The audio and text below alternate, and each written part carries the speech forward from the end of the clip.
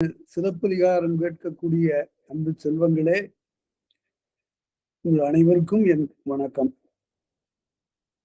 இந்த வகுப்புல தொடர்ந்து நாம் சிலப்பதிகாரம் சொல்லுவதற்கு முன்பாக ஒரு வினா எனக்கு அனுப்பப்பட்டிருக்கிறது. அந்த வினாவை நான் பார்த்தபோது அதற்கு சரியாக நான் முழுமையாக விடை சொல்ல வேண்டும் என்றால் 1 மணி நேரம் ஆகும். நான் அதை சொல்ல வேண்டிய இடம் வேறு இருக்கிறது. வஞ்சிக்காண்டம் நடத்த போகிற போதுதான் அதனை பற்றி நான் விரிவாக பேச வேண்டும். இருந்தாலும் அந்த வினா என்று வினவப்பட்ட பிறகு அதற்கு நான் விடை சொல்லி போவதுதான் முறை. என்ன வினா என்றால், ஒருவர் கேட்கிறார், இதை போல ஒரு கட்டுரை வந்திருக்கிறது, காவானாவின் கனக விசையருடைய முடித்தலை மீது கண்ணகிக்குரிய கல்லை ஏற்றி செங்குட்டுவன் குணம்தான் என்று சொல்லுவது தப்பிதம். அந்த சொல்லு ஒரு மாதிரியான வழக்கு. தப்பிதம்னா அவ்வாறு நடந்திருக்கலாம், அதை சொல்றது தப்புன்னு சொல்றாங்களா அல்லது இந்த நிகழ்ச்சியே தவறானது என்று சொல்லுகிறார்களா என்பது தெளிவா இல்லை. ஆனா எப்படி இருந்தாலும் இரண்டுக்கும் நான் விடை சொல்ல வேண்டும், வேண்டிய கடப்பாடு எனக்கு இருக்கிறது. பெரும்பாலும் தமிழர்கள் கடந்த காலத்தில் பெற்ற வெற்றிகளையும் மேன்மைகளையும் குறைத்து மதிப்பீடு செய்வது என்பது இன்றைக்கு இல்லை. அது பற்பல நூற்றாண்டுகளாக நிகழ்ந்து கொண்டிருக்கக்கூடிய நிகழ்ச்சியாகும். இப்போது சொல்லுகிறார்கள், கனக விசேர் என்ற அந்த பெயருடைய மன்னர்களே இல்லை, அப்படி ஒரு வரலாறே இல்லை. அப்படி இருக்கின்ற போது இது ஒரு கற்பனையாக பேசப்பட்டது என்பது அந்த கட்டுரையினுடைய செய்தியாக சொல்லப்படுகிறது. இந்த இடத்துல நாம கொஞ்சம் சிந்திக்க வேண்டும். இது புதிதல்ல. ஒருத்தர் சொன்னாரு,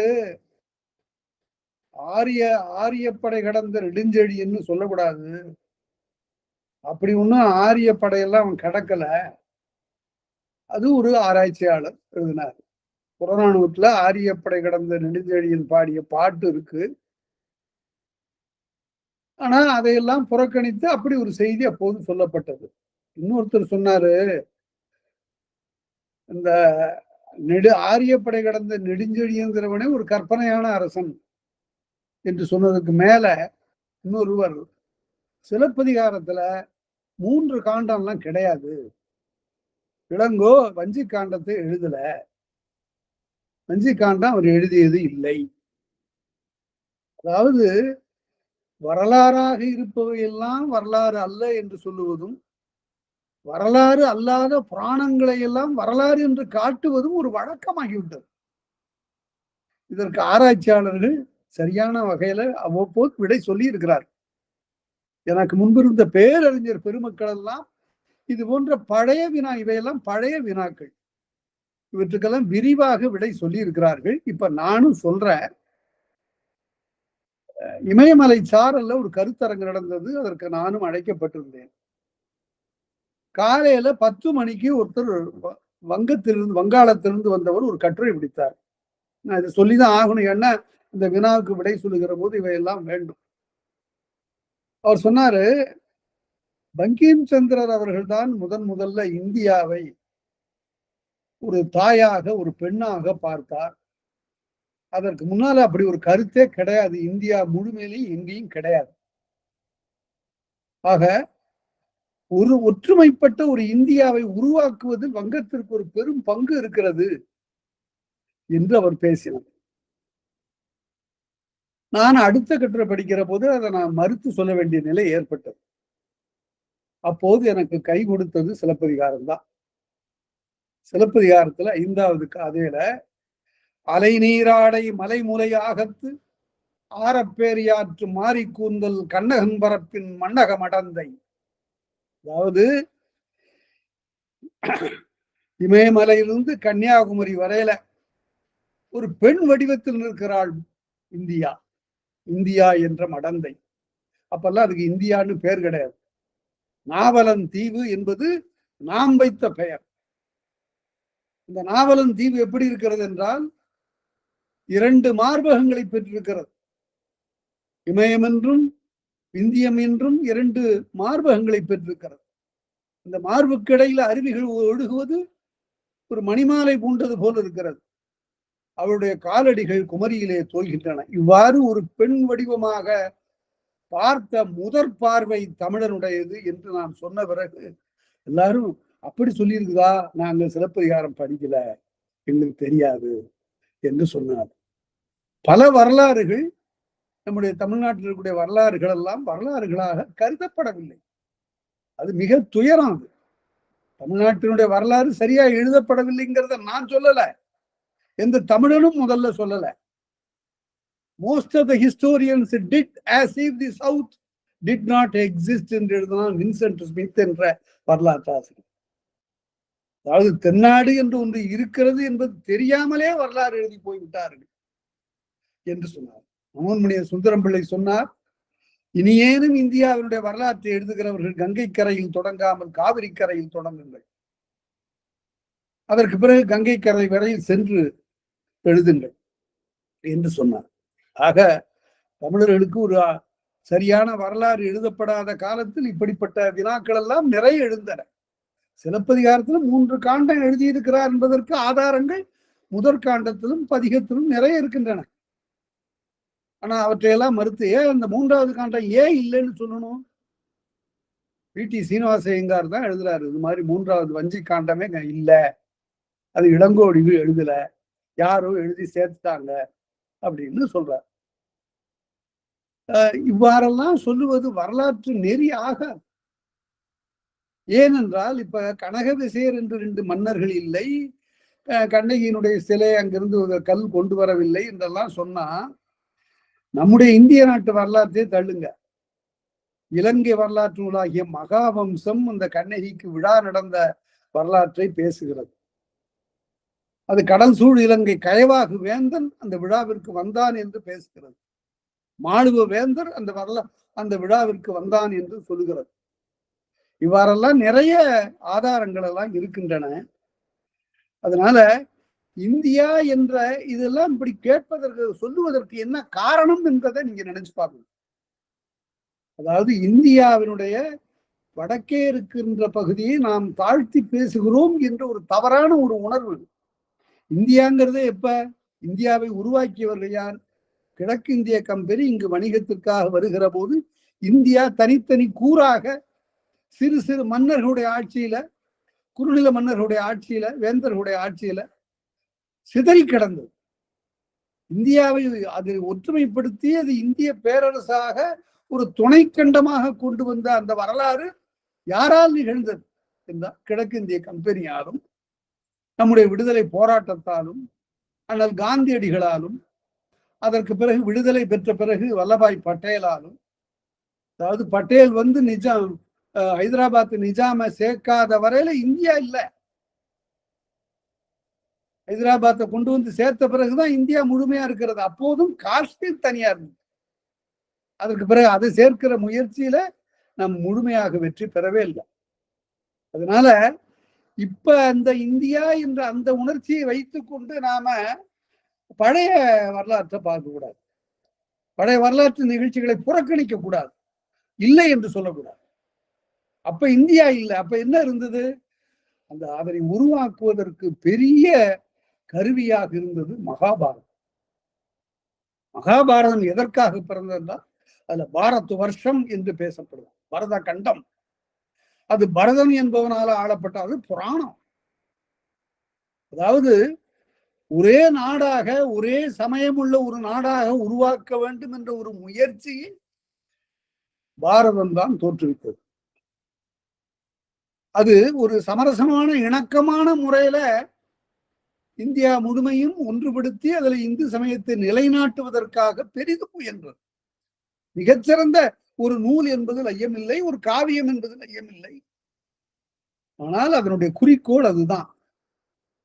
நாம அதற்கு பிறகுதான் பல சிதைந்து கிடந்த நாடுகளை இப்ப அந்த செய்தியை செங்குட்டுவன் வடநாடு சென்று, செங்குட்டுவன் 2 முறை வடநாடு சென்றான். அதெல்லாம் வரும் பின்னால வரும். முதல்ல அவனுடைய தந்தை இறந்த பிறகு அவனுடைய தாயை புண்ணிய நீராட்ட வேண்டும் என்பதற்காக கங்கைக்கு அழைத்து போனான். எங்கோ மகளை ஆட்டிய அந்நாள் என்று இளங்கோவடிகள் பேசுகிறார். அப்ப எந்த மன்னரோடும் போர் நிகழ்த்தல அவன். எல்லா மன்னரோடும் அவனை வரவேற்றார்கள். அப்ப போர் என்பதே இல்லை.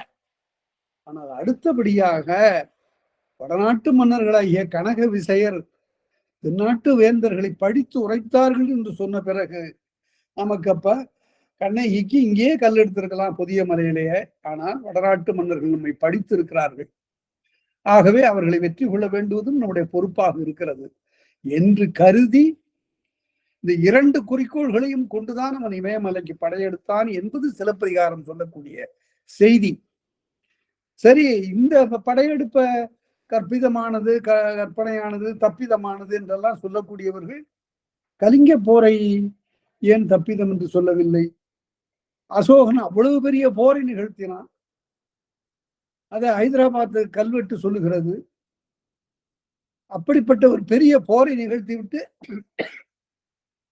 பௌத்த சமயத்தினுடைய செல்வாக்கினாலே இனி போர் வேண்டாம், உலக அமைதி வேண்டும் என்று அவன் கருதினான் என்பது ஒரு வரலாறு. அதையும் கூட கற்பனை என்று சொல்லலாம்.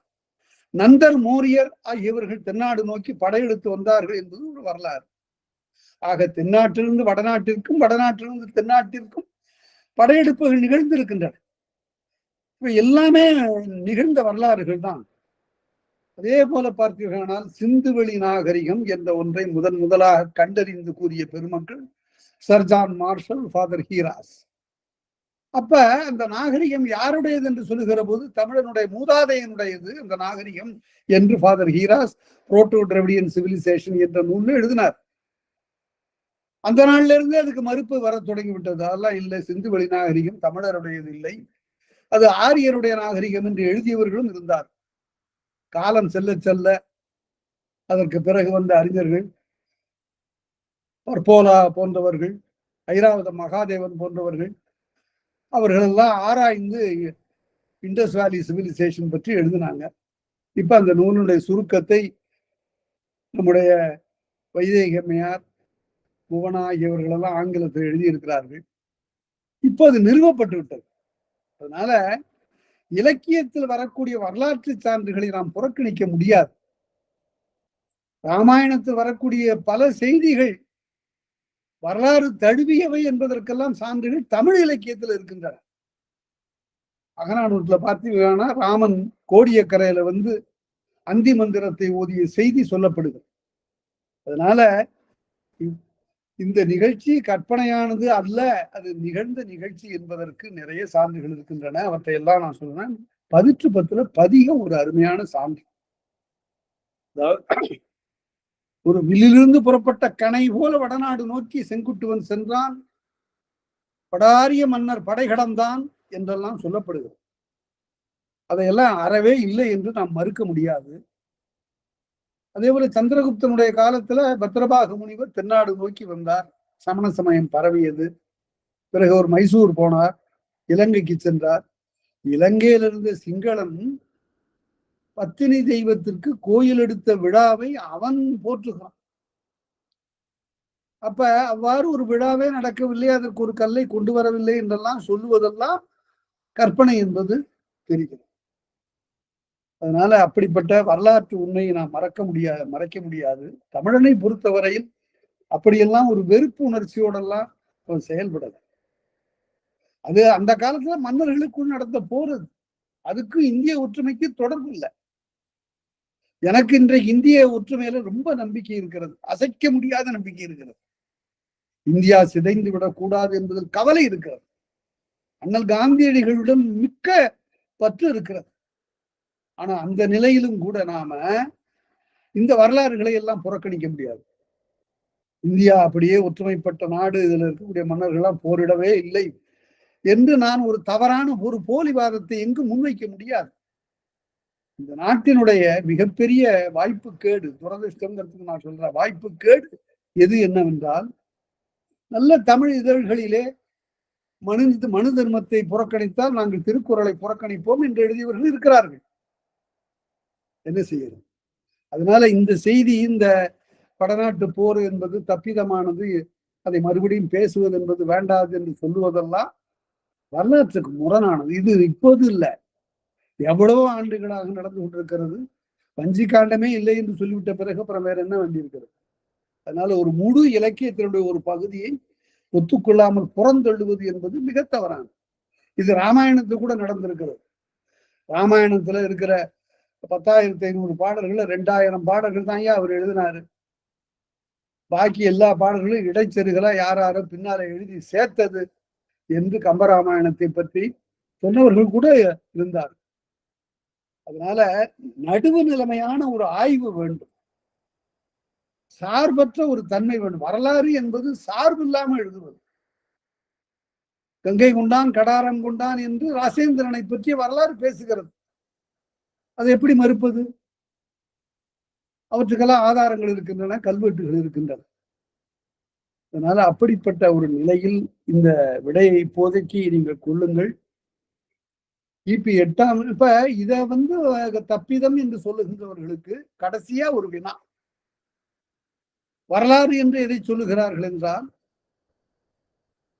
கிருஷ்ணன் தேர்தட்டிலே இருந்து அவன் தேரோட்டியாக இருந்து, அர்ஜுனன் போராளியாக இருந்து, எதிரே இருக்கக்கூடிய துரோணர் பீஷ்மரை எல்லாம் பார்த்து நான் அன்பு எய்வதா, நான் இந்த போரில் இருந்து விலகிக் கொள்ளுகிறேன் என்று அர்ஜுனன் சொன்னபோது கிருஷ்ணர், அப்பா இது உன்னுடைய கடமை, இது நீ செய்யவில்லை, நான் தான் செய்கிறேன், உயிரை காப்பாற்றுகின்றவனும் நான் தான், அவனை அழிப்பவனும் நான் தான், எல்லாமே நான் தான் என்று கிருஷ்ணன் அவ்வாறு உபதேசித்தான். அதுதான் பகவத்கீதை. தேர்தட்டிலே இருந்து கண்ணன் அர்ஜுனனுக்கு பகவத்கீதையை சொன்னது வரலாறு.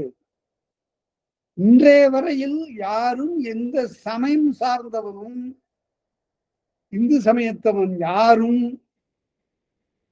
கிருஷ்ணர் தான் கண்ணபிரான் தான் பகவத்கீதை சொன்னார் என்பதுல மாறுபடுறதே இல்லை.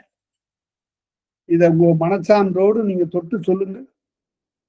இப்படி ஒரு போர்க்களத்தில், குருட்சேத்திர போர்க்களத்தில் கண்ணன் இவ்வளவு பெரிய நூலை அர்ஜுனனுக்கு சொன்னான்.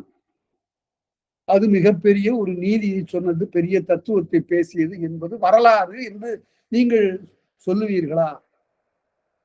நன்றாக ஆராய்ந்து பார்த்தால் அது கிபி 8ஆம் நூற்றாண்டிலே எழுதப்பட்ட நூல் பகவத்கீதை. அதை கொண்டு போய் மகாபாரதத்துல கொண்டு போய் சேர்த்து விட்டார். அதற்கு நிறைய ஆதாரங்கள் இருக்கின்றன, அவற்றை பற்றி நான் விரிவாக எழுதியிருக்கிறேன். அதனால வரலாறு அல்லாதவற்றை வரலாறு என்று காட்டுவது, புராணங்கள்ல வரலாறு. அதே போல வரலாறுகளை எல்லாம் தமிழர் சார்ந்த, தமிழருடைய முன்னேற்றம் பேசக்கூடிய வரலாறு எல்லாம் கதை இல்ல, தப்பிதம் என்று எழுதுவது ஒரு சரியான நடுவு நிலைமை ஆகாது. சரி, அதோடு நிறுத்தி கொண்டு நாம இப்ப சிலப்பதிகாரத்திற்கு செல்லுவோம். சிலப்பதிகாரத்துல நாம அவர்கள் 3 வழியை பற்றி அந்த அந்தணன் சொல்லுகிறான். குடமலையிலிருந்து வந்த மாங்காட்டு அந்தணன் என்பான். 2 வழிகளை சொல்லிவிட்டு கடைசியில் 3வது வழியை பேசுகிறான். அந்நெறி படலையிராயின், 2வதாக நான் கூறிய அந்த வழியை நீங்கள் தேர்ந்து கொள்ளவில்லை என்றால், இடையது செந்நெறியார், நடுவுல இருப்பது சரியான நெறியார். புத்தர் மிடில் பாத்துன்னு சொல்லுவார். உலகத்திலே எது சிறந்த நெறி என்றால், வல பக்கம் போகாம இடப்பக்கம் போகாம நடுவுல போறதுதான் சிறந்த நெறி.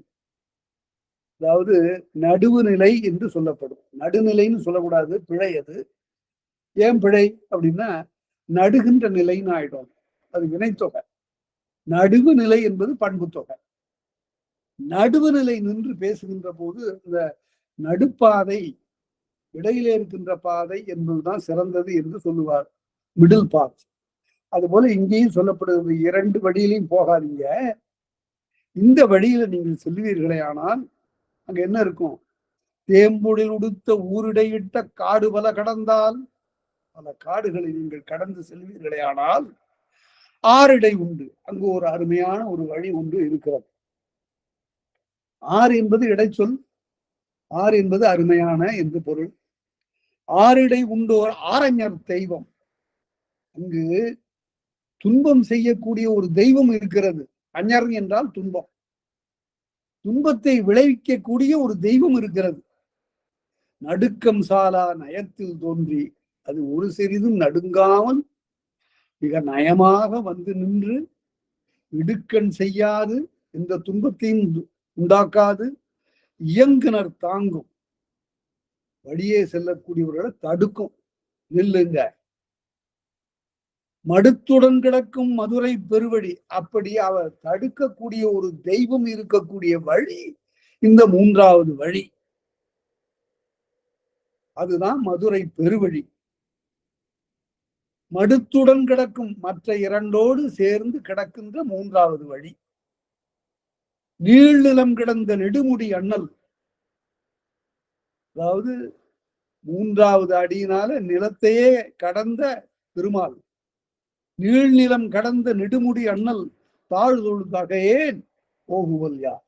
இப்ப அந்த சொல்றான், வழியெல்லாம் சொல்லி முடிச்சாச்சு. நான் திருமாலை தொடக்கூடியவன். திருவரங்கத்தில் நான் தொழுதேன். அதற்கு பிறகு இப்போது நான் வடவேங்கடம் நோக்கி செல்லுகிறேன். நான் என்னுடைய வழியிலே போவேன் என்று மாங்காட்டு அந்தணன் சொன்னான். இங்கதான் கவனிக்கணும். இளங்கோவடிகள் சமண சமயத்தவர் என்று சொல்லுகிறார்கள். இந்த நூல் முழுமையிலே எங்கே ஒரு சமண சமயத்தை தூக்கி பிடிக்கவில்லை.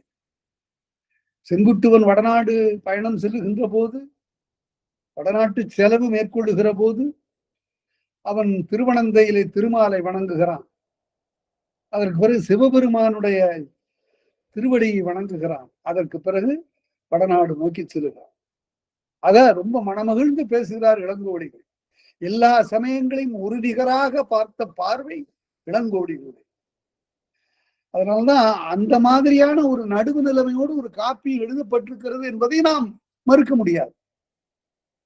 மாமரையோன் வாய்வழி திறம் கேட்ட காவுந்தி ஐயை எல்லாத்தையும் கேட்டுக்கொண்டிருந்தாங்க. அந்த கவுந்தி தான் பேரு. இந்த இடத்துல ஏன் காவுந்தி என்று வந்தது என்றால், மேல நெடில் இருக்கு மாமரையோன், அதனால அதுக்கு தகுந்தாற் போல இந்த காங்கிற குறிலையும் நெடிலாக்கி கொண்டார். வேற ஒண்ணு. காவுந்தி ஐயை ஒரு கட்டுரை சொல்லும். ஐயைன்னு தலைவி. ஐ வியப்பாகும் அது தொல்காப்பியம். வியப்புக்குரிய பண்பை பெற்றவர்கள் தான் ஐயா. காவுந்தி ஐயை ஒரு கட்டுரை சொல்லும். அப்ப ஒரு செய்தியை அந்த அம்மா சொல்றாங்க. நலம்புரி கொள்கை நான்முறையாள. அது எவ்வளவு மரியாதை பாருங்க, எவ்வளவு மதிப்பு பாருங்க. நலம்புரி கொள்கை, நலமே செய்யக்கூடியதனை கொள்கையாக பெற்ற 4 வேதங்களை உடைய அந்தணனே விளம்புக வேண்டும் பெற்று இங்கில்லை. அதை சொல்லிட்டு தன்னுடைய கொள்கையை அந்த அம்மா சொல்லிட்டாங்க. இந்த கண்ட குகையிலெல்லாம் உள்ளார புகுந்து வெளியில வர வேண்டிய நிலை எங்களுக்கு இல்லையா, போய்யா அங்கங்க போய் அந்த குகையில் இருக்கிற தேவதைகளை எல்லாம் நாங்கள் பார்க்க வேண்டும் என்ற தேவை எங்களுக்கு இல்லை. ஏன்? அருமையான ஒரு செய்தி. கப்பத்து இந்திரன் காட்டிய நூலின் மெய்ப்பாட்டு இயற்கையின் விளங்கக்கானாய். அதாவது இந்திரன் செய்த 5 வியாகரணத்தை நீங்கள் பெற்றுக்கொள்ளலாம் என்று சொன்னா அல்லவா. அங்க ஒரு பொய்கையிலே மூழ்கினால் இந்திரன் எழுதிய விடுநூலாகிய 5 வியாகரணத்தை நீங்கள் பெறுவீர்கள் என்று அவன் சொன்னான். அதுக்கு சொல்றாங்க, கப்பத்து இந்திரன் காட்டிய நூலின் மெய்ப்பாட்டு இயற்கையின் விளங்கக்கான. அந்த நூல்ல இருக்கிறதெல்லாம் எங்களுக்கு தெரியா, அதெல்லாம் இயற்கையாகவே விளங்கும். அதை போய் அந்த நூலை நாங்க அங்க குளத்துல முழுகி வாங்கி கொள்ள வேண்டும் என்ற கட்டாயம் எல்லாம் இல்லை. இறந்த பிறப்பின் எய்தியை எல்லாம் போன பிறப்புல என்னவாக இருந்தோம் என்று போய் அந்த குளத்துல மூழ்கிதான் தெரிந்து கொள்ள வேண்டுமா? புண்ணிய சரவணத்துல மூழ்கிதான் தெரிந்து கொள்ள வேண்டுமா? இல்ல. இறந்த பிறப்பின் எய்தியெல்லாம் பிறந்த பிறப்பில் காணாயோனி. இந்த பிறப்புல பார்த்தாவே தெரியாதா நாம என்னவா இருந்தோம்னு? ஒரு அறிஞன் சொன்னான், வள்ளற் பெருமான் திருவல்லிக்கேணியில ஒரு திண்ணையில உட்கார்ந்து இருந்தார். திருவல்லிக்கேணியில ஒரு திண்ணையில ஒரு நிர்வாண சன்னியாசி, ஒரு ஆடை உடுத்தாத ஒரு துறவி உட்கார்ந்து இருந்தான். ஒரு ஆள். அவன் அந்த தெருவுல போறவங்களை பத்தி எல்லாம் சொல்லிட்டு இருந்தான். ஒரு ஆள் நல்ல உடை உடுத்திக்கிட்டு அங்கேயும் இங்கேயுமா அப்படி கரவா பார்த்துக்கிட்டே போனார். நரி ஒண்ணு போகுதுன்னா. அடுத்தபடி ஒரு ஆள் ரொம்ப தன்னுடைய நோக்கமே குறிக்கோளாக கொண்டு நாய் ஒண்ணு போகுதுன்னா, நாய் போகுது, நரி போகுது, பெருச்சாடி போகுது, புலி போகுது அப்படி என்று ஒவ்வொரு மனிதனாக பார்த்து சொல்லிட்டு இருக்கிறான். கடைசியில வள்ளலார் அந்த வழியா போனார், இதோ ஒரு மனிதன் போகிறான்னு. அதனால இப்போது ஒவ்வொருவரும் செய்யக்கூடிய கருமத்தின் வாயிலாகவே அவர்கள் முன்னாலே எப்படி இருந்தார்கள் என்பதை தெரிந்து கொள்ள முடியும். நாம் என்னவாக இருந்தோம் என்பது நமக்கு தெரியும். ஆராய்ந்து பார்த்தா நம்முடைய குணம் என்ன, இந்த குணம் நமக்கு இப்போது வந்ததில்லை, இது வழி வழியாக வருவது என்ற கோட்பாடு சமய நூல் எல்லாவற்றுக்கும் உடன்பாடு. அந்த நிலையில மெய்ப்பாட்டு இறந்த பிறப்பின் எய்தி எல்லாம் பிறந்த பிறப்பில் காணாயோ நீ, இந்த பிறப்பிலேயே நீ பார்க்க முடியாதா, வாய்மையின் வழாது மண்ணுயிர்க்கெல்லாம் மண்ணுயிர் ஓம்புனருக்கு, உண்மையில இருந்து கொஞ்சம் கூட வழுவக்கூடாது.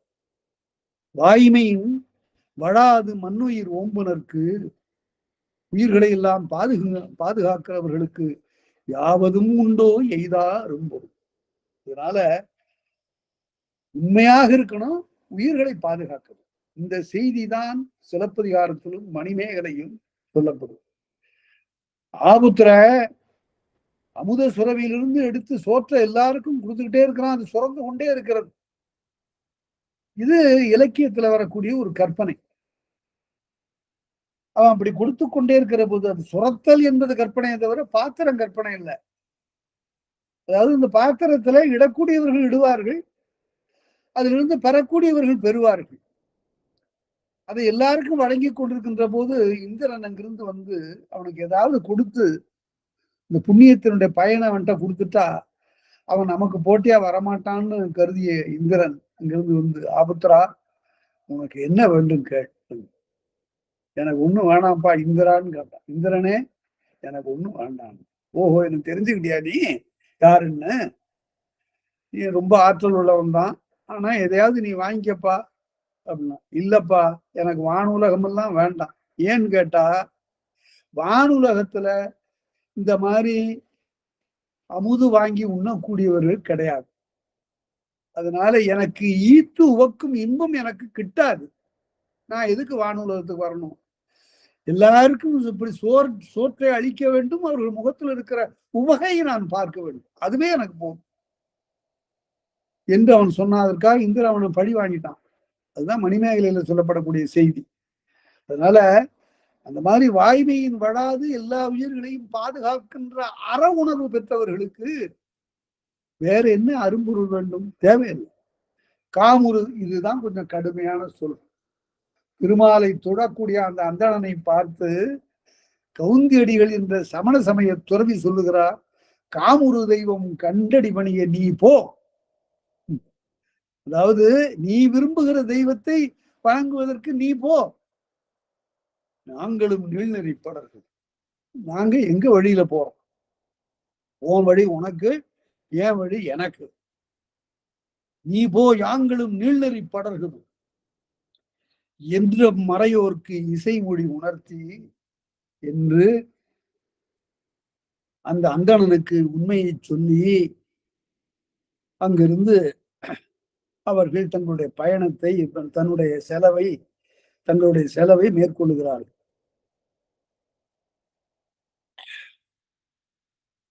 குன்றா கொள்கை கோவலன் தன்னுடன் அன்றை பகலோர் அரும்பதி தங்கி, அன்றைக்கு பகல்ல ஒரு இடத்துல எவ்வளவு தூரம் நடப்பாங்க.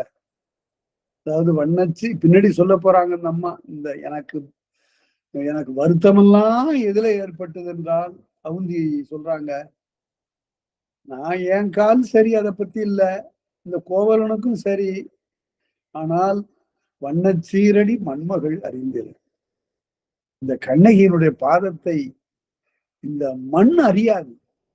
அவ்வளவு மென்மையான இயல்புடையவள், செல்வமா வளர்ந்த பெண். இந்த பெண் இந்த வேனில் வெப்பத்தில் தாங்க முடியாமல் நடந்து காலெல்லாம் கொப்புளிக்க வருகிறாளே என்று நான் வருந்தியது உண்டு. அதனால தங்கி அங்கங்க தங்கி இருந்து போறாங்க. அன்றை பகல் ஒரு அரும்பதி தங்கி பின்றைம வழி பெயர்ந்து செல் வழினாள். பின்பு அதே வழியில போகின்ற போது கருந்தடங்கண்ணியும் கவுந்தி அடிகளும் வகுந்து செல் வருத்தத்து. அப்போது கண்ணகியும் கவுந்திக்கும் நாக்கு வேட்கை தாங்க முடியல, நீர் வேட்கை. வழிமருங்கிருப்ப ஒரு இடத்துல வழியில் அவர்களை நிறுத்தி விட்டு, இடைநெறி கிடந்த இயவுகுள் மருங்கின் இடையில இருந்த இயங்குதலை மேற்கொண்ட நடப்பதற்குரிய ஒரு வழியில உடைநெறி போயோர் பொய்கை சென்று கோபர இருங்கம்மா, உங்க 2 பேருக்கு நான் தண்ணீர் கொண்டு வருகிறேன் பருகுவதற்கு என்று சொல்லி, இடைநெறி கிடந்த இயவுகுள் மருங்கின்னா பக்கம், ஒரு நடந்து செல்லக்கூடிய ஒரு வழியின் பக்கத்தே புடைநெறி, புடைனா அப்பால் இருக்கக்கூடிய வழியில போய் பொய்கையில் சென்று ஒரு குளத்திற்கு போய் நீர்நசை வேட்கையின் நெடுந்துறை நிற்ப அந்த துறையில போய் நிக்கிறான். அருமையான ஒரு இடம். நீர்நசை வேட்கையின் நெடுந்துறை நிற்ப, இந்த இடத்துல இது ஒரு அருமையான நாடகம். நாம தானே நாடகம்னு சொல்றோம், இது நாடகமே இல்லைன்னு சொல்றவங்களும் இருக்கிறாங்க.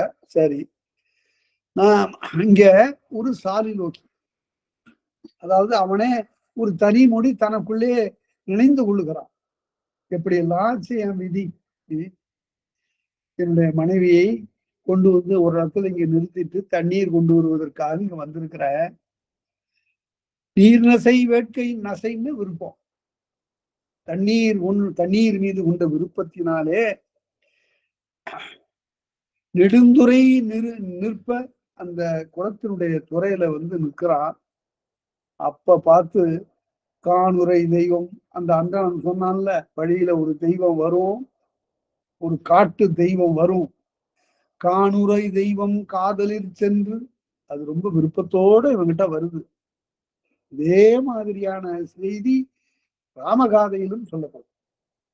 அங்கு ராம இலக்குவர்கள் காட்டுக்கு செல்லுகிற காலத்துல அந்த ராமனை கண்டு காதல் கொண்ட சூர்பனகை அழகிய பெண் வடிவு கொண்டு அங்கிருந்து இலக்குவனை வந்து சந்திப்பான்.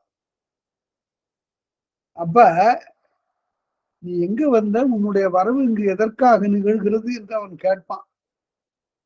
அப்ப அதற்கு விடை சொல்லுவா. அது போல இங்கேயும் அழகான ஒரு பெண் வடிவத்துல இந்த தெய்வம் மாறி வருகிறது.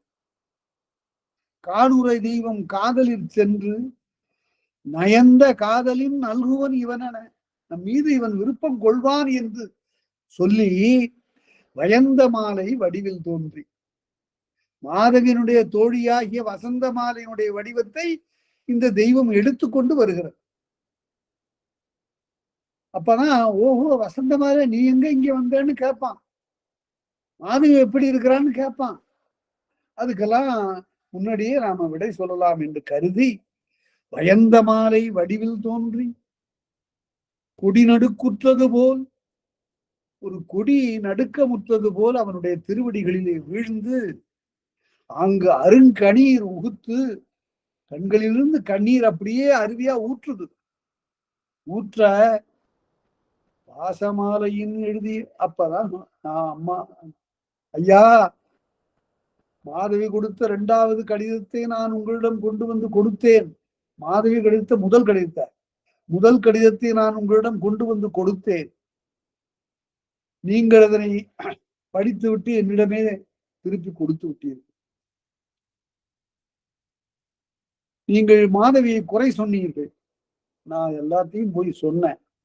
அதுதான் வாசமாலையின் எழுதிய மாற்றம்.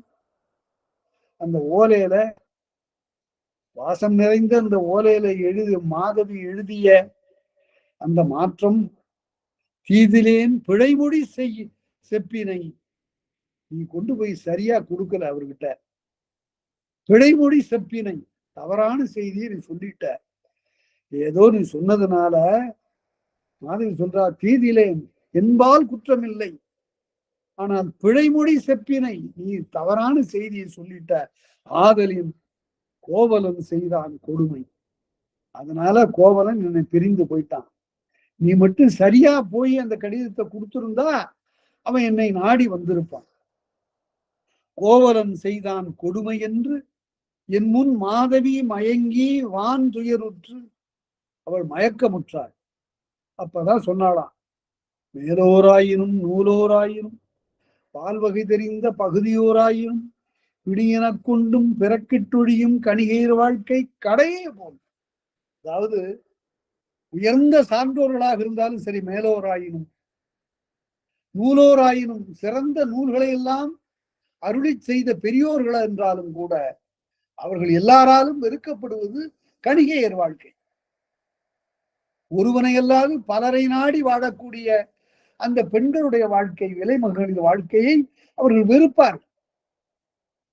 அதுபோல கணிகையினுடைய வாழ்க்கையிலே அமைந்த என்னையும் கோவலன் வெறுத்தார்.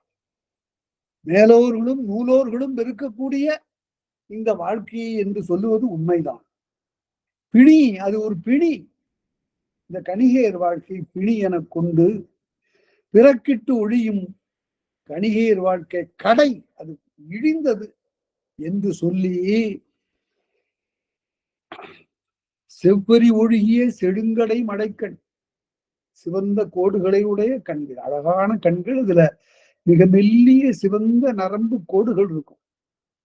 செவ்வரி ஒழுகிய செழுங்கடை மடைக்கண், வெண்முத்து உதிர்த்து அழுதா, வெண்ணிலா திகழும் தன்முத்து ஒருகால் தன் கையார் பறிந்து, நிலா ஒளியை வீசக்கூடிய முத்து மாலை ஒன்று அணிந்திருந்தாத பறிந்து அறுத்தா, அறுத்து தூக்கி எறிந்தா, துணியுற்று எண்ணெயும் துறந்தனர். மாலையை சிதறி நீ போ, நீ ஒழிஞ்சு போ, நீ நிற்காத என்று சொல்லி வசந்த மாலையாகிய என்னையும் விரட்டி விட்டாள் என்று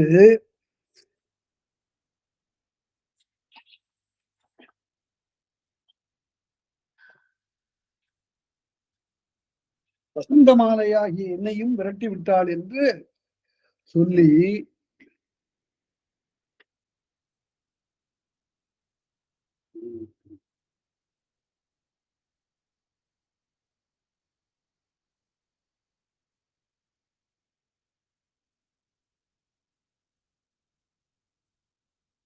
பக்கத்தை காணும். சரி, எதுல இருக்கு? இங்க இருக்கு, இங்க இருக்கு, இங்க இருக்கு. மதுரை மூதூர் மாநகர் போந்தது எதிர்வழிப்பட்டோர் எனக்காங்கு உரைப்ப. அப்ப நீங்க மதுரைக்கு போயிருக்கிறீங்கன்னு கேள்விப்பட்டேன். மதுரை மூதூர் மாநகர் போந்தது எதிர்வழிப்பட்டோர், எனக்கு எதிர வந்தவங்க சொன்னாங்க, எனக்கு அங்கு உரைப்ப சாத்தொடு போந்து தனித்துயர் உழந்தேன். சாத்துன்னா வணிகர் குழுன்னு பொருள். வணிகர்கள் ஊர் ஊரா மூட்டை கட்டிக்கிட்டு மாட்டு மேல பொதிய ஏத்திக்கிட்டு அல்லது வண்டிகள்ல சரக்கை ஏற்றி கொண்டு போவது வழக்கம். அப்படி போகின்ற சாத்தன் என்றால் வணிகன் என்று பொருள், சாத்துவான் என்றாலும் வணிகன் என்று பொருள், மாசாத்துவான் என்றால் வணிகர்கள்ல பெரிய தலைமை உடையவன் என்று பொருள். மாசாத்துவானுடைய மகன் தான் கோவலன். நாயகன் என்றால் கடல் வணிகன் என்று பொருள். அது இப்ப நாய்க்கர்னு இருக்கு. நாயகன் அவர்களே ரொம்ப தலைமையானவன் மாநாயகன், அது கண்ணகியினுடைய தந்தை. இப்ப சாத்தோடு போந்து தனித்துயர் உணர்ந்தேன், இந்த வணிகர் கூட்டத்தோடு சேர்ந்து உங்களை தேடிட்டு வர்றேன் ஐயா என்று நான் வசந்த மாலையாகிய நான் அங்கெல்லாம் போய் அலைஞ்சு தெரிஞ்சு இந்த வணிகர் கூட்டத்தோடு சேர்ந்து இங்க வந்தேன். இதெல்லாம் வசந்த மாலையா பேசுறா? காட்டு தெய்வம் வசந்த மாலை வடிவத்துல வந்து அவனை சோதிக்க பார்க்கிறது. பார்த்தரும் பண்ப நல்ல பகுத்து அறிந்து ஆராயக்கூடிய பண்புடையவனே, பணிமொழியாது எனக்கு நீங்க இடக்கூடிய கட்டளை என்ன என்று கேட்க, மயக்கும் தெய்வம் இவ்வன்காட்டு உண்டு, ஆளை மயக்கக்கூடிய ஒரு தெய்வம் இந்த காட்டுல இருக்குப்பா அப்படின்னு எனக்கு ஒரு ஆள் சொல்லியிருக்கிறான். வியத்தகு மறையோன் விளம்பினான், இந்த மாங்காட்டு அந்தணன் எனக்கு சொல்லியிருக்கான்ல. அதனால வஞ்சம் பயர்க்கும் மந்திரத்தால் இவ அஞ்சல் ஓதியை அறிகுவன் யான். அதனால இவருடைய வஞ்சகத்தை மாற்றக்கூடிய மந்திரம் எனக்கு தெரியும். அவன் சொல்லி கொடுத்துருக்கிறான். அதனால பாய்கலைப்பாவை மந்திரம் அது, அது கொற்றவைக்குரிய மந்திரம். அரிய வழிகள்ல செல்லுகின்ற போது துன்பம் தரக்கூடியது எதுவும் நிகழ்ந்தா இந்த கொற்றவையினுடைய மந்திரத்தை சொல்ல வேண்டும், உடனே துன்பம் நீங்கும். கோவலன் நாவிற் கூறிய மந்திரம், கோவலன் இந்த மந்திரத்தை சொன்னான். பாய்கலைப்பாவை மந்திரம் ஆதலின், பாய்கலைப்பாவை பாய்கின்ற மானின் மீது வருகின்ற, காட்டு மானின் மீது ஊர்தியாக கொண்டு வருகின்ற கொற்றவையினுடைய மந்திரம் ஆதலின், அது சொல்லியிருக்கான். ஆறிடை உண்டோ, அது என்ன மந்திரம்? அதுல எழுதுறாங்க தேவி துக்காய நமக அப்படின்னு. அதெல்லாம் இல்லை. அது மந்திரம் என்பது ஆணையர் கிடந்த மறைமொழிதாமே மந்திரம் என்பது மறைத்து சொல்லப்பட்டது. கொற்றவையே வணங்குகிறேன் என்பதுதான். வனசாரணியான் மயக்கம் செய்தேன், நான் வனத்தில் இருக்கக்கூடிய ஒரு பெண்ணையா உங்களை அறியாமல் மயக்க முயன்றேன். வனசாரணியான் மயக்கம் செய்தேன்.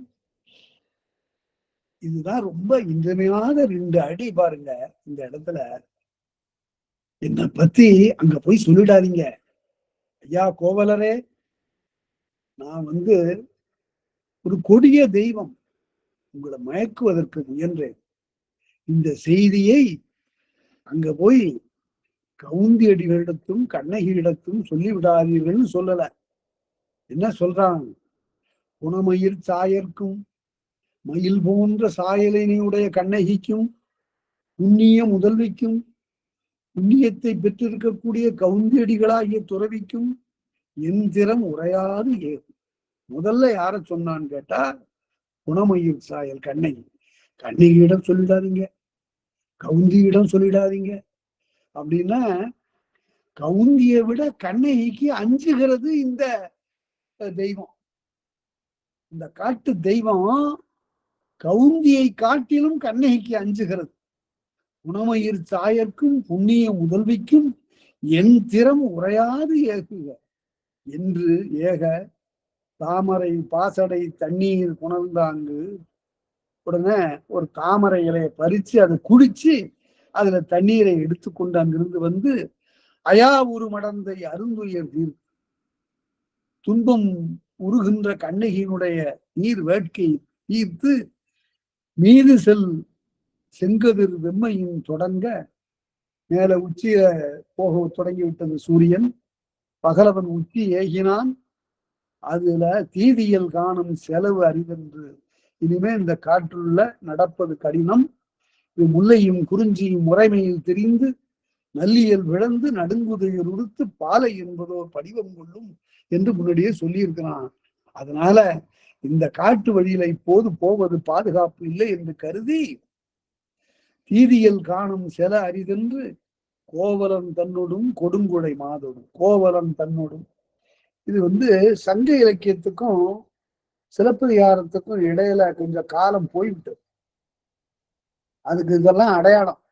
கோவலனொடும் என்று எழுதுவது சங்க நடை, கோவலன் தன்னொடும் என்று தன் சாரியை சேர்த்து எழுதுவது சங்க பிற்காலத்து நடை. கொஞ்சம் விரிந்து போகும். இது ஆசிரியப்பா ஆதலால் அது மாதிரி ஆசிரியப்பாவில ஒரு நெகிழ்வை மேற்கொண்டது பிற்கால நடை, செறிவை மேற்கொண்டது சங்க நடை.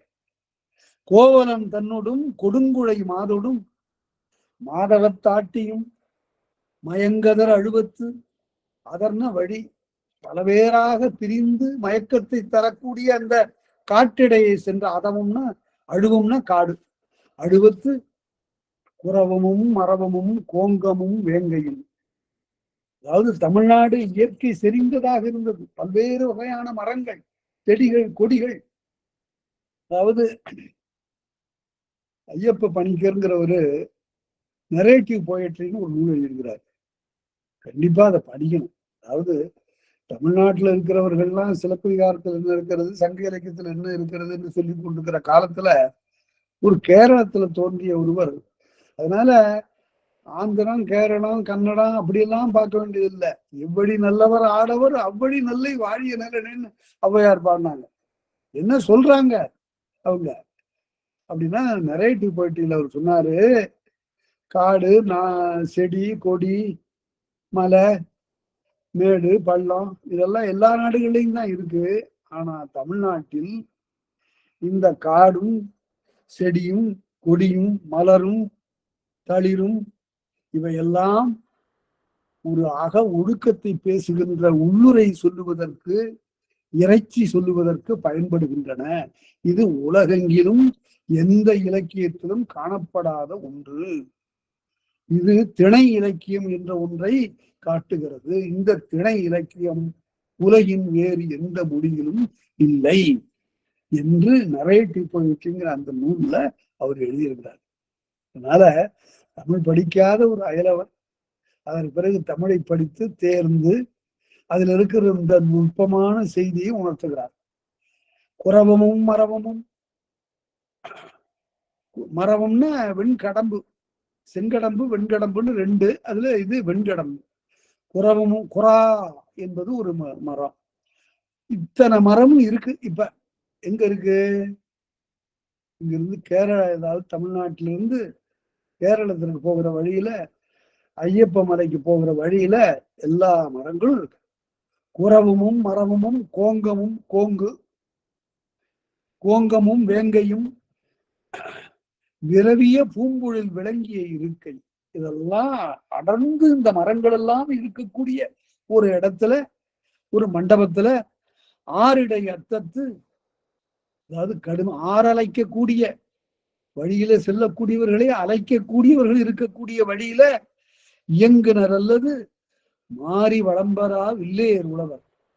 வில்லேர் உழவர்கள் அவங்க எல்லாம் கையில வில்ல ஏறாக கொண்டு உழுவார்கள். எதை உழுவார்கள்? வழியில வரக்கூடியவர்களுடைய மார்பை நிலமாக கொண்டு உழுவார். அம்பை ஏறாக கொண்டு வரக்கூடிய வழிப்போக்கர்களுடைய மார்பை நிலமாக கொண்டு அவருடைய மடியில வச்சிருக்கிற பொருளை விளைபொருளாக காணக்கூடியவர்கள் வில்லேர் உழவர். ஏன் இப்படி செய்யறாங்க? மாறி வளம் இல்லை. மாறி வளம்பரா வில்லேர் உழவர் கூற்றுறல் முன்போடு, யமன் மாதிரி வருவான்.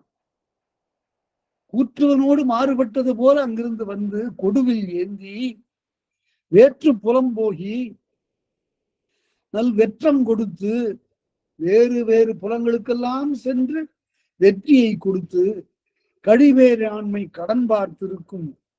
அப்போது பலி கொடுப்பார்கள் தெய்வத்துக்கு. விழிநுதல் குமரி விண்ணூன் பாவை, அதாவது தங்களுடைய நிலம் வறண்டு போய்விட்டது, முல்லை குறிஞ்சி.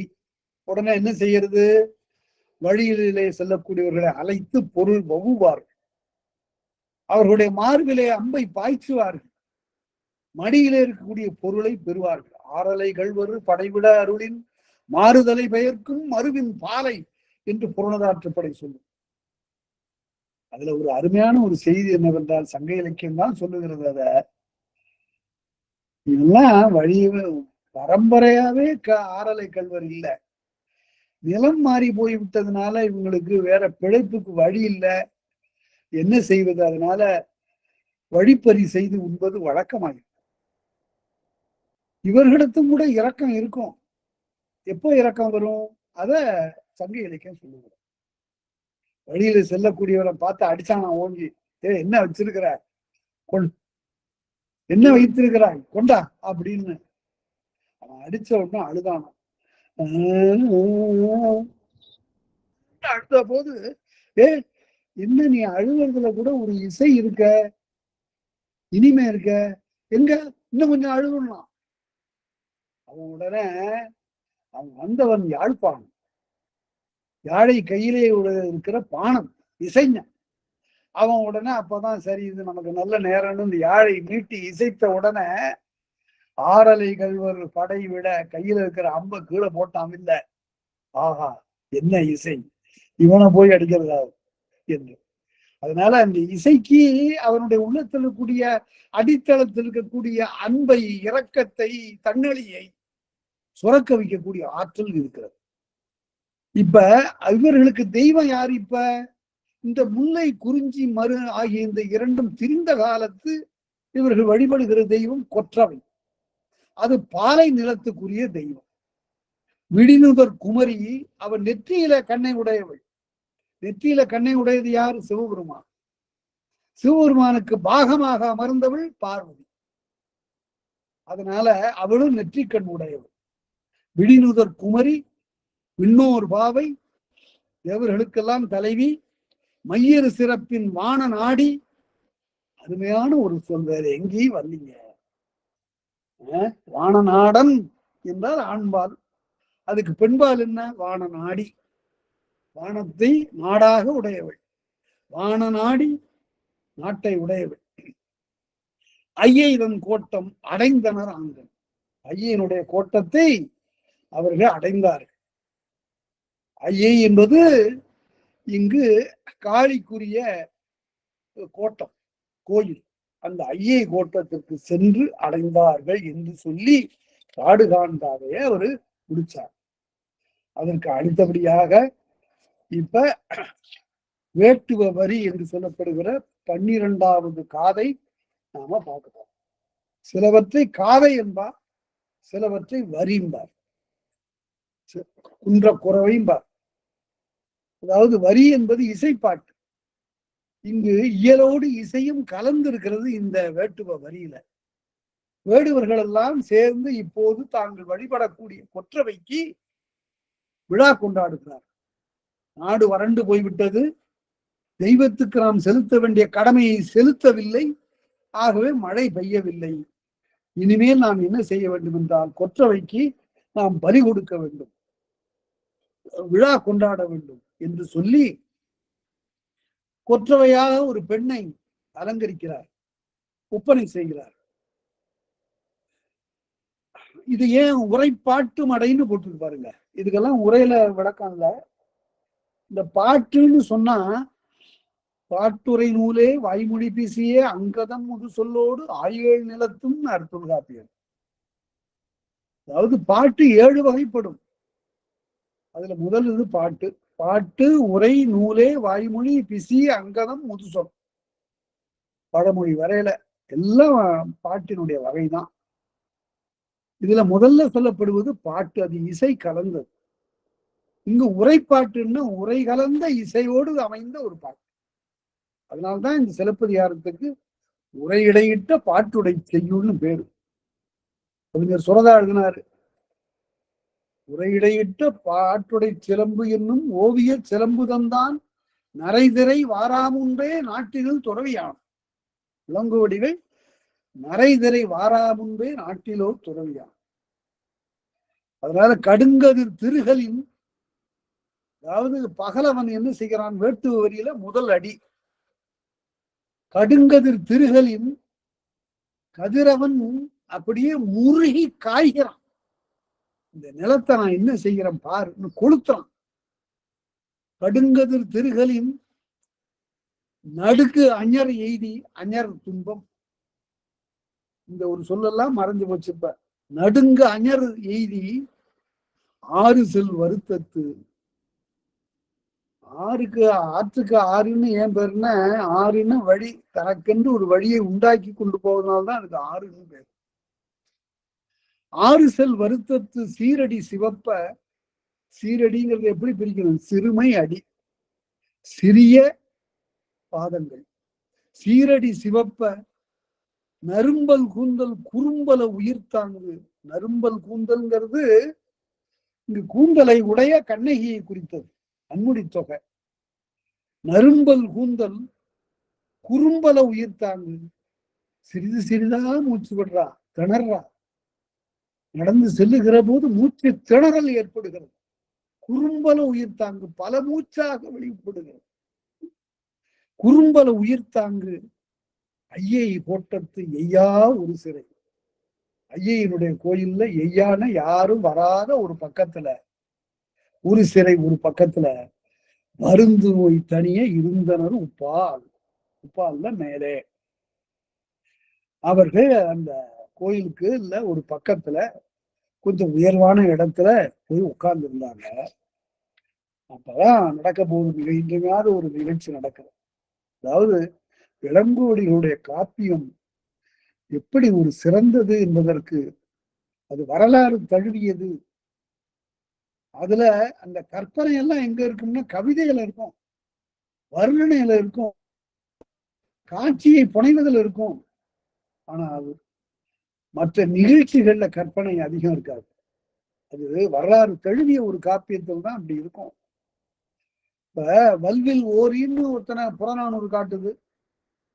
அவன் அம்பு விட்ட உடனே படிப்படியா போய் யானையை தாக்கி, அப்பால ஒரு வேங்கையை தாக்கி, கடைசியில ஒரு உடும்ப போய் தைத்து அந்த அப்படியே கீழே நோக்கி போகுதான் அந்த அம்பு. இப்படி 4-5 உயிர்களை சாய்த்தது என்று சொன்னா வல்வில் ஓரி. இது வரலாறு. ராமாயணத்துல பாருங்க, உன்னுடைய ஆற்றலை நான் கொஞ்சம் பார்த்தா தேவலான்னு நினைக்கிறாங்க. யாரு? அனுமனும் அவனை சார்ந்தவர்களும் சுக்ரீவனும் இவனை துணையாக கொண்டு நாம வாலியை வெல்ல முடியுமா, இவனுடைய ஆற்றலை நாம அறிந்து கொண்டால் நல்லதாயிற்று அப்படின்ன உடனே அவரோட ஐயத்தை போக்குவதற்காக ராமன் தன்னுடைய அம்பரா துணியிலிருந்து ஒரு அம்பை எடுத்து அப்படி தொடுத்து விட்டான். என்னாச்சு?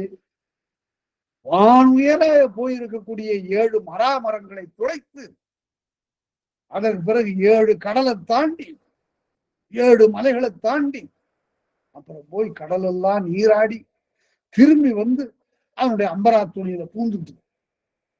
இது வரலாறுன்னு சொல்ல முடியாது, இது புராணம். இரண்டுக்கு இருக்கக்கூடிய வேறுபாட்டை நாம உணர வேண்டும். இங்க எல்லாம் சொல்றாரு, கொடும்பை நெடுங்குளம் கோட்டகம் புக்காங்குன்னாரு. கொடும்பாளூருக்கு போய் அங்க இருந்து நெடுங்குளத்துக்கு போய் வரிசையா போகும். நிகழ்ச்சிகளை அவ்வாறு கோவைப்பட சொல்லுவது வரலாறு. ஐயை ஓட்டத்துல போய் தங்கியிருந்தார்கள். இப்போது வழங்குவில் தடக்கை மரக்குடி தாயத்து, வில்லுதான் அவர்களுக்கு ஒரே கருவி. தடக்கை அகன்ற பெரிய கை, மரக்குடி தாயத்து வீரத்தை தங்களுடைய குடிப்பண்பாக உடையவர்கள். பழங்கடன் உற்ற முழங்குவாய் சாலினி, அதாவது வழி வழியாக கடன் இருக்கக்கூடிய தெய்வத்துக்கு கடன் இருக்கக்கூடிய முழங்குவாய் சாலினி. இல்ல ஆ ஓ என்று ஓசை எழுப்பக்கூடிய சாலினி என்ற ஒரு பெண். இது ரொம்ப இன்றியமையாத ஒரு பாத்திரம். நம்ம தமிழ்நாட்டுல கோயில்கள்ல, குறிப்பாக காளி கோயில்கள்ல, மாரி கோயில்கள்ல சாமி ஆடுறது உண்டு ஒரு வழக்கம். தெய்வம் தீண்ட பெற்ற நிலையில தெய்வம் அங்கிருந்து அந்த பெண்ணின் மீது ஏறிக்கொள்ளும். உடனே அது பேசுவதெல்லாம் தெய்வத்தினுடைய பேச்சாக கருதப்படும். அத மற்றவர்கள் நரம்பு நோயினாங்க. அது மாதிரி அப்போது அந்த தெய்வ பேச்சாக அதை கருதி அதனை எல்லாரும் கேட்பார். இந்த சாலினியின் மீது அந்த கொற்றவை தெய்வம் ஏறுகிறது. தெய்வமுற்று மெய் மயிர் நிறுத்து, அப்படியே சாலினியினுடைய உடம்புல இருக்கக்கூடிய மயிரெல்லாம் குத்து கணிக்குது. மெய் மயிர் நிறுத்து, கையெடுத்து ஓச்சி, கையை அப்படியே வீசுகிறா மேல் நோக்கி. காணவர் வியப்ப, எல்லாரும் வியக்குமாறு இடுமுள் வேலி எயினர் கூட்டுண்ணும், உள்வேலியை கொண்டிருக்கக்கூடிய ஈனருடைய காடு, அதுல கூட்டுண்ணும் கூட்டமாக உண்ணுகின்ற நடுவூர் மன்றத்து அடிவயர்த்து ஆடு, அங்கிருந்து அடிவயர்த்துக்கு ஆடிக்கொண்டு வருகிறாள் அந்த சாலினி. சாலினி என்பவள் தேவராட்டி, சாமியாடின்னு சொல்றாங்க. இப்ப அவ அங்கிருந்து வருகிறாள். அவள் அங்கிருந்து இப்ப சொல்ல போறா செய்தியை ஒண்ணு சொல்ல போறா. நாம் எல்லாம் நம்முடைய கடமையை மறந்தோம், தெய்வத்துக்கு நேரக்கூடிய பலிக்கடன் செய்யாமல் விட்டோம். ஆகவே இங்கு மழை பெய்யல, நம்ம வறுமை உற்றோம், இதனை தீர்ப்பதற்கு நாம் வழிபாடு செய்வோமாக என்று அவர் சொல்ல போறா. அதிலிருந்து தொடங்குகிறது இந்த வேட்டுவ வரி. ஒரு இன்றியமையாத செய்தியை சொல்ல போகிறது. இதுதான் கண்ணகி உண்மையில் யார் என்று உணர்த்த போகிறது. அதை அடுத்த வகுப்புல காண்போம். கேட்ட அனைவருக்கும் என் நன்றி உரியது. வணக்கம்.